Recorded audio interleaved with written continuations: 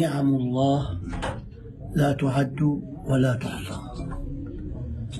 بالنسبة للفقير، من أجل النعم التي أنعم الله علي بعد الإسلام ومتابعة رسول الإسلام صلى الله عليه وسلم وعقيدة أهل السنة والجماعة حب القرابة واحترام الصحابة، يأتي النعمة الرابعة التي أنعم الله بها على الفقير، وهي معرفتي بالشيخ رياض القادري إمام وقته ومنبر العلم يأوي إليه، والمريدون يدعون له في بقاع الأرض ليس فقط في كراتشي.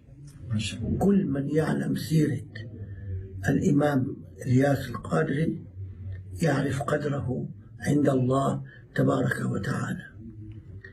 الآن نادرة وقته الشيخ رياض القادري، فأنا أدعو الإخوة جميعا أن يلتفوا حوله، أن يكون قدوتهم في الدين والحياة. رياض القادري إحدى الشخصيات المتميزة في الإسلام.